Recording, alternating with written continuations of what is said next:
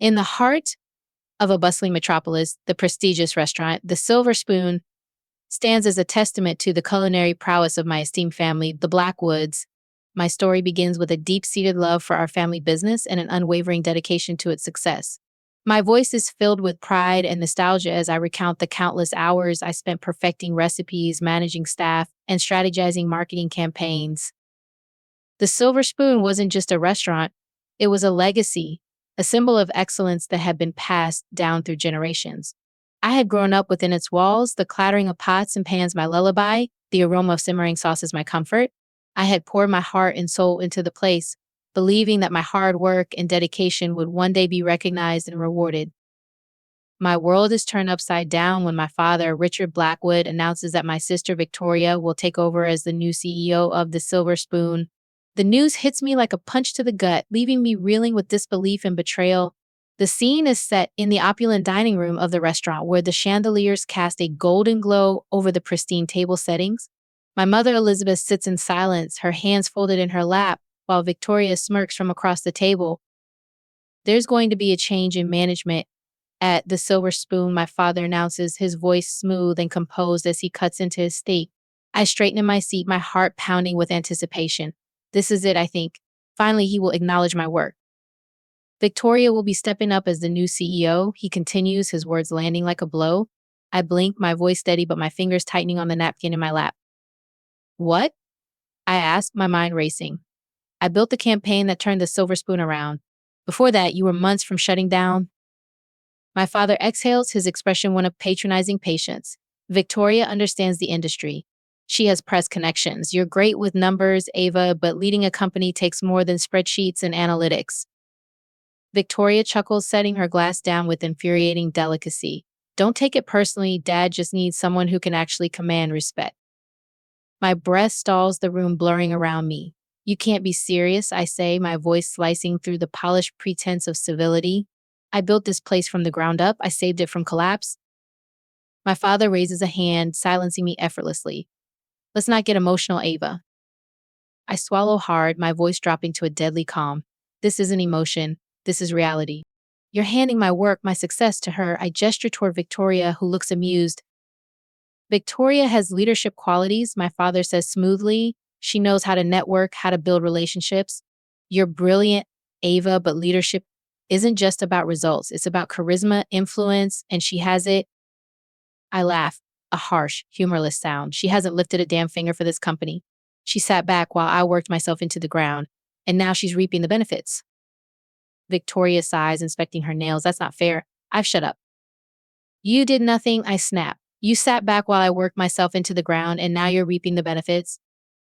Enough, my father's voice is final. The decision is made. A sickening weight settles in my chest as I realize that my dedication, my sacrifices, meant nothing to my family. It was never about merit or effort, it was about control. My father reaches into his pocket, pulling out his wallet, and tosses a $100 bill onto the table. For your contributions, he says, his voice dripping with condescension. The insult lands like a slap, a meager compensation for years of dedication, for the night spent perfecting strategies, for crafting the campaign that saved them. Silence stretches across the table, the tension thick and suffocating. I reach for the bill, my fingers brushing the crisp paper before slowly folding it into the napkin on my lap. I stand, my voice cold and controlled.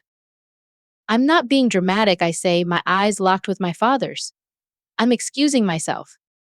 Victoria chuckles. That's probably for the best. I turn and walk out, my head held high, my steps measured. I don't slam the door or yell or beg. I simply leave, letting them think they have won, letting them believe I will disappear quietly. But they have no idea what is coming next. The city moves on, oblivious to the storm brewing within my heart. As I step out into the bustling streets, I cling to one thought: they may have taken everything from me, but they can't take my spirit, and I won't go down without a fight. The city continues to buzz with life, oblivious to my turmoil. I find myself in a familiar cafe, clutching a cup of coffee as I grapple with the reality of my situation. The once comforting atmosphere of the cafe now feels foreign and isolating. My internal monologue is filled with despair and confusion as I question my worth in the years of dedication I poured into the Silver Spoon. The calf, once a second home where my team and I brainstormed and celebrated victories, now echoes with emptiness. The chair across from me, where Orson always sat, is vacant, and the usual banter is replaced by a heavy silence. I clutch my coffee, clinging to the hope that this is all some terrible mistake, a nightmare I'll wake up from.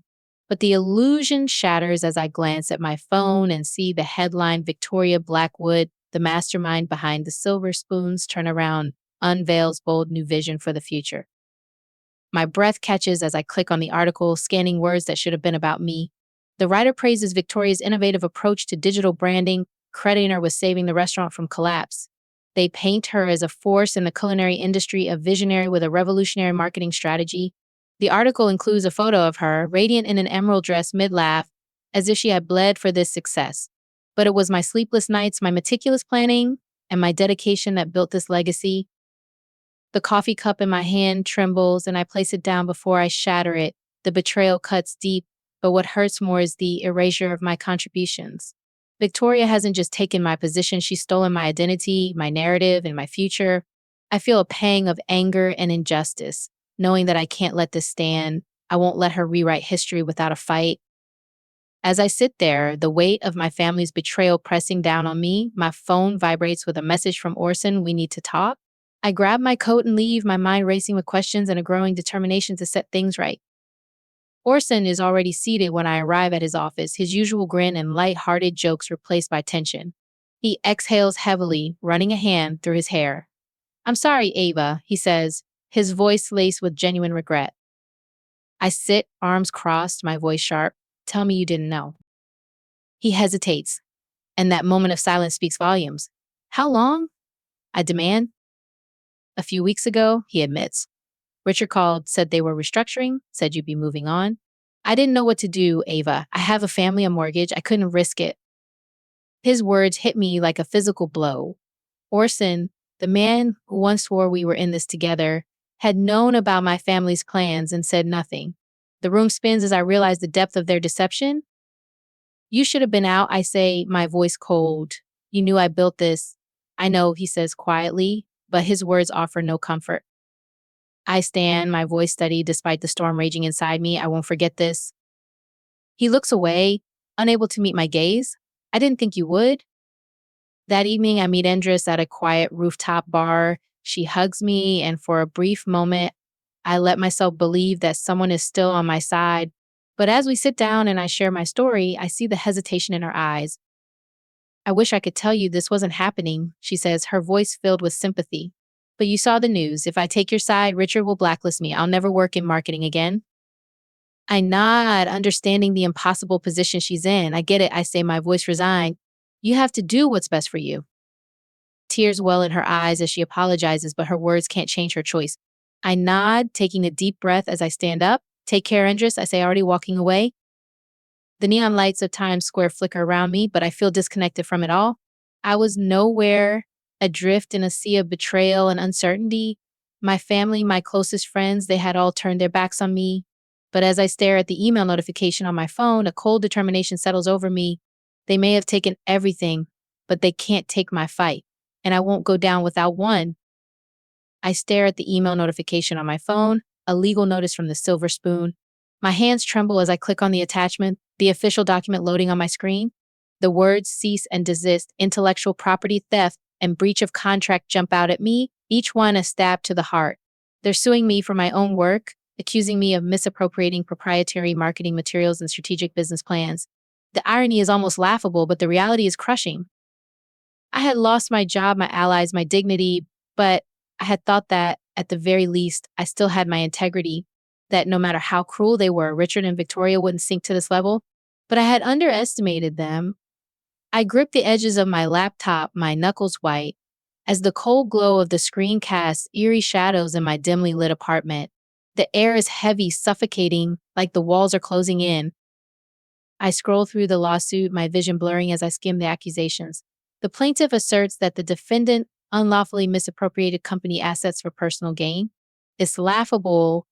They had stolen from me every campaign, every strategy. They wouldn't even have a company to fight over if not for me. Yet here they are, rewriting history, turning me into the villain. My hands tremble as I reach for my phone. I don't even think before dialing. Richard answers on the second ring, his voice as smooth as ever. Ava, he greets. You son of a. I clench my jaw, trying to keep my composure. Watch your mouth, he interrupts, his voice calm and collected. You're suing me for my own work, I say, my voice shaking with rage. He sighs as if I'm being unreasonable. It's not personal, Ava, it's business. You know how this works. Not personal. I repeat, my voice rising. You stole from me, humiliated me, and now you want to destroy me. How is that not personal? Don't be dramatic, he says, his tone dismissive. You always did let your emotions get the best of you. Don't gaslight me, Richard, I snap. You took everything, and now you're trying to make sure I can never rebuild. You always did let your emotions get the best of you, he muses, as if I'm a child throwing a tantrum. You were never leadership material, Ava. A real leader doesn't break under pressure. I suck in a sharp breath, his words cutting deep. But it's not from fear, it's from rage. This was never about me not being capable, I say, my voice steady despite the storm inside me. It was about control. You needed to be the one pulling the strings, and when I proved I could stand on my own, you cut me down. There's a pause, and then, with an air of detachment, he says, I did what was best for the company. Best for the company, I repeat, the words like acid in my mouth. You mean best for you? Because God forbid I prove I could succeed without you. Are you done? He asks, his patience wearing thin. I exhale slowly, a dangerous calm settling over me. Yeah, I'm done. There's a beat of silence, and then, with the faintest amusement in his tone, he says, I doubt that. And then he hangs up. I stare at my phone, my chest rising and falling with shaky breaths. I had spent my whole life fighting for a place in this family, trying to earn their respect, trying to prove that I belonged. But they had never wanted me to succeed. They wanted me to submit. A slow, chilling realization settles over me. I had been playing their game, trying to fight for what was already mine, trying to reclaim something that had never truly belonged to me in the first place.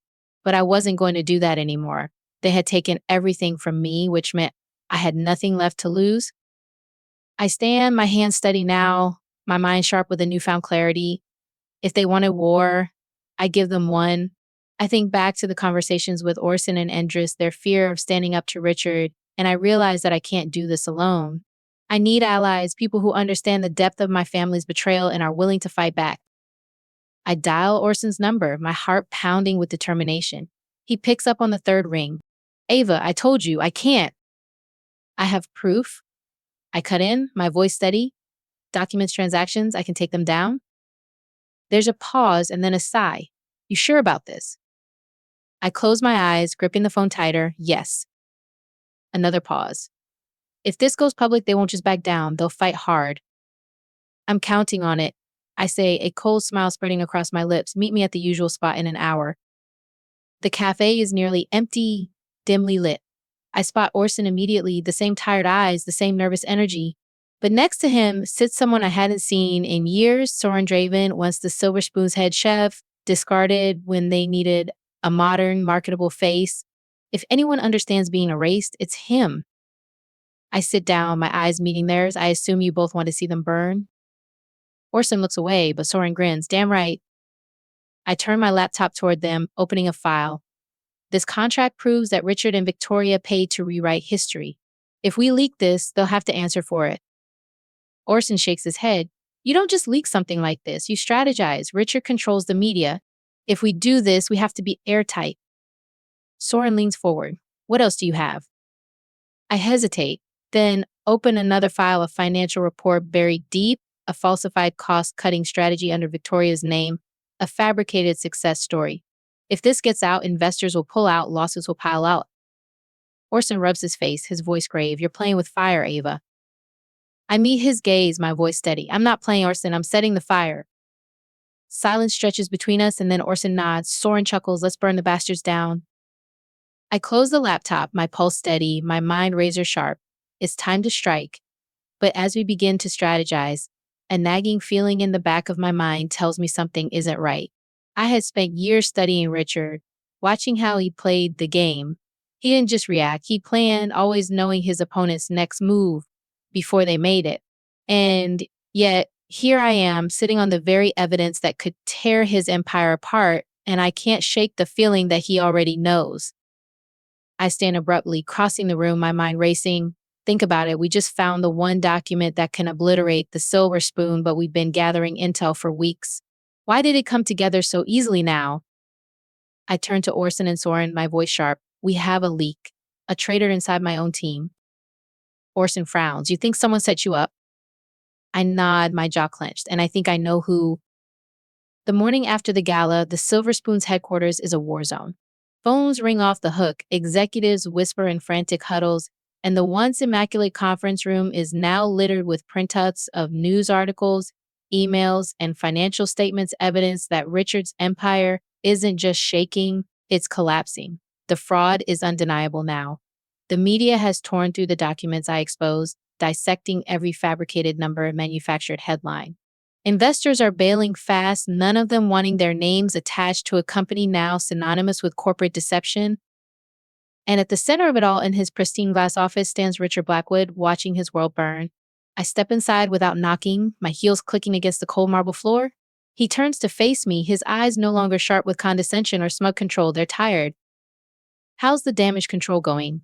I ask, my voice laced with sarcasm. He exhales through his nose, slow and measured. You always did have a flair for spectacle, Ava. Funny, that's what people are saying about you right now.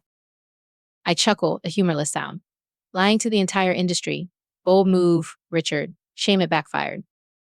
He moves toward his desk, picking up a folder and flipping through it as if he still has some semblance of control. This will pass, a few well-placed press releases, some strategic restructuring. It's over, Dad. I cut him off, my voice firm. I won't let you rewrite history again. I walk forward, placing a single page in front of him.